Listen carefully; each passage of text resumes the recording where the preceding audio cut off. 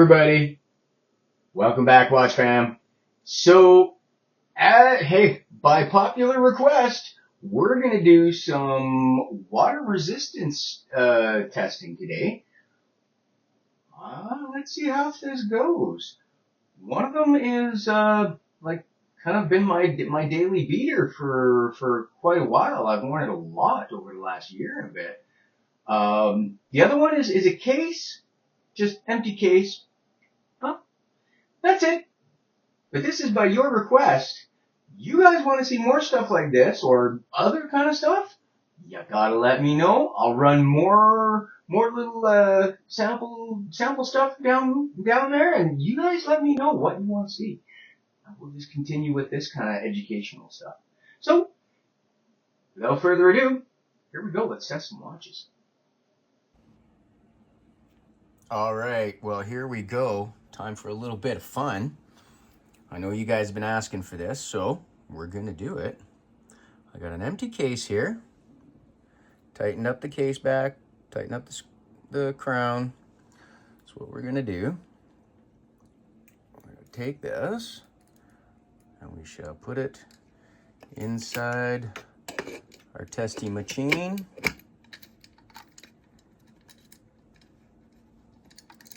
Heat up, there we go.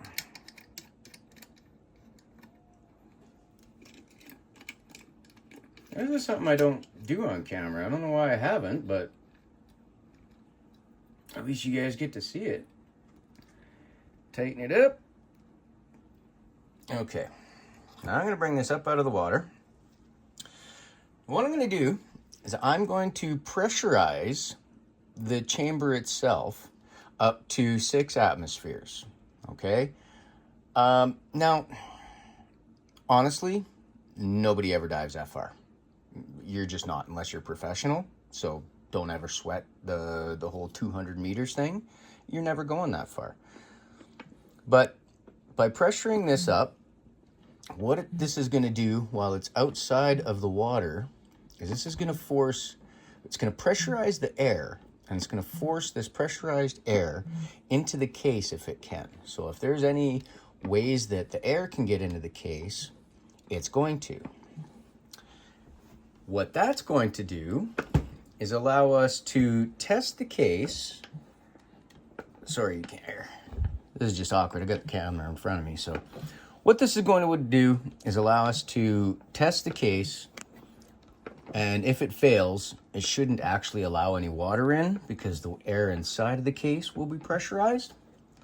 And so if there is a stream of bubbles coming out, it'll just be the pressurized air from inside the case, rather than water making its way into the case. We're gonna do it this way. All right, we're at 5 atmospheres. Now, in case you're wondering, 6 atmospheres, that's quite a depth. I'll put it on the screen here for you. There.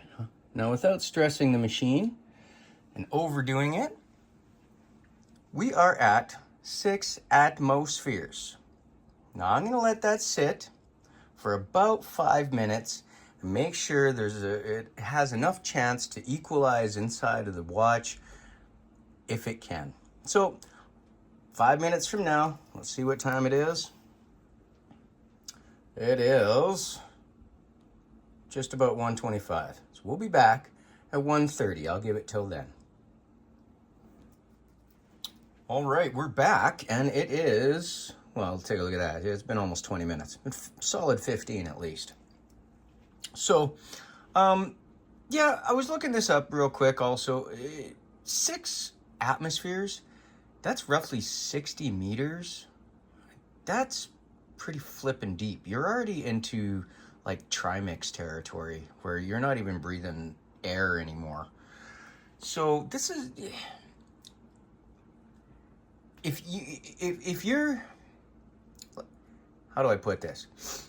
You do not need a 50-meter watch to go snorkeling. That's already overkill. So people that insist on an ISO rated 200 meters, blah, blah, blah. God love you. It's just, that's just specs overkill. Just telling you, just letting you know. Anyhow, these cases are rated for 200 meters, but we don't have anywhere near the ability to get there with this equipment, because that kind of equipment is bloody expensive. So we're gonna start there. We will just slowly release the air and see if we get any bubbles. Now you should get some bubbles from around the bezel. Anyway, I should have actually taken it off, but now we see a lot of bubbles coming out of somewhere. We will know that we have a leak. I saw some coming out around the crown there, but you're gonna see some no matter what. I had suspicions about the crown, whatchamacallits. Yeah, see that? I'm gonna say that's a fail. Right there, we're gonna have air coming into that case. So what I'm gonna do, before it does, I'm gonna pull it up out of there. Actually, you know what? Let's see what happens. Ain't gonna hurt nothing, there's no movement in it, so. I'm gonna say that was a fail.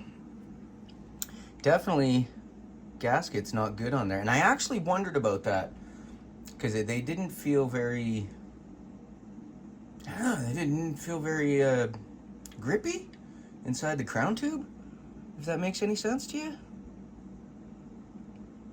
And I can't really tell, I'll have to pull this out now and take a good look.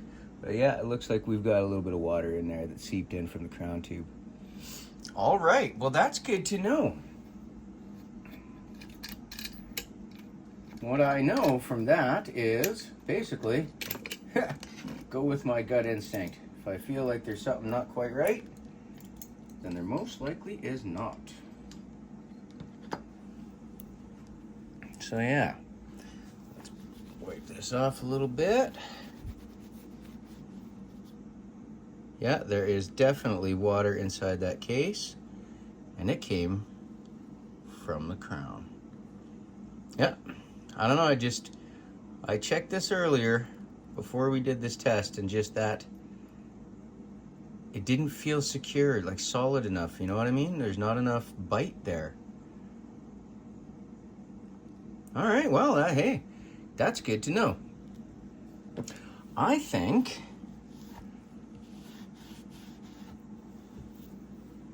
we should try it again with a different watch.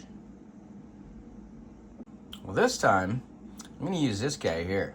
Now, I'm not really too worried about it, because if something goes horribly wrong, well, whatever. This was actually the first mod watch I made for myself. It has a bit of a monkeyed up dial, so I couldn't sell this one. I wouldn't sell that to someone. So I figured, okay, well, now I have one. This was my first. So I've had this one for quite a while. And I've dailied the snot out of it. I've moved with this. Like, I kind of beat this one up. Just, you know, I wasn't really worried about trying to keep this one nice and perfect, because I wanted to see how, I don't know, how indestructible my mods are, my watches are. So I'm gonna use this one. Now I'm gonna do the same thing, and keep it up out of the water, and we will pump it up and up to 6 atmospheres again, and we will wait for another 10-15 minutes, and we will come back and we will dunk it. All right, you guys, so well, I guess just so you guys know we're doing it right. See, there's the watch in the water. Pull it up out. Now I'm gonna crank this up again to 6 atmospheres. Now, I can't stress enough how ridiculous people can be about this sort of thing, because honestly, you do not need an ISO 6425 rated watch for really anything you're going to do in life. Honestly, you really don't. I gotta be honest with you. Like, unless you are a professional saturation diver, yeah, no, you don't need that. So, I've set the time in this guy. There we are, 6 atmospheres. Angle you up just a little so you can see the time and the dial here, the gauge. And let's give it, I don't know, let's give it another 15-ish minutes.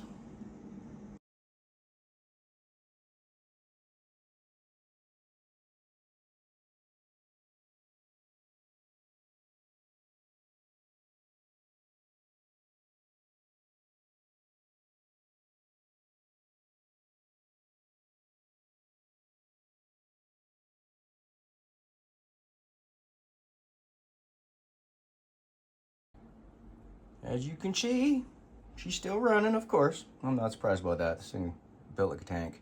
So, let's get it in the water and see what happens. Yes, of course I'm nervous, in case you're wondering. I know I shouldn't be, but of course I am. All right, well, let's go nice and slow. This one I'm pulling out of the water if I see too many bubbles coming out anywhere. But let's go nice and slow. There's 5 atmospheres. Good so far. Down to 4. Down to 3. I fully expected to see a bunch of, air bubbles. There they are, coming out from around the bezel. That's totally normal. I'm not concerned about that. Couple air bubbles here and there. Now, none of those am I concerned about. So, I am very happy with that, and that's what I would have expected to see. But, like I say, there's a difference in the feeling. When you take your watch and you open the crown, you unscrew the crown, you'll know there's a feeling of that little bit of resistance in the way the crown operation is and how it goes in and out. And if there isn't that resistance there, I genuinely would not trust the water resistance. So, this one on the other hand, flying colors, not even a concern, as I would have thought. Well, there you have it, you guys. I just wanted to, do a little video with you guys and do some water testing. I do this with every build, with every case. I just don't show you guys this. I'm not sure why I haven't. It's just one of those afterthought kind of things that gets done, right? So I should maybe start doing that a little bit more for you guys. But just in case you were wondering if I do it and what the results are, here you go. This is one of my builds. This is one I've been toying with. I haven't really dealt with fully. And yeah, there's a failing point. But again, that lack of resistance there, I almost knew that was going to happen. But I'm really happy you guys got to see it. Anyhow, thanks again for watching, you guys. I love y'all. Cheers. Don't forget to like and subscribe. Really appreciate it. And yeah, we'll see you on the next educational video.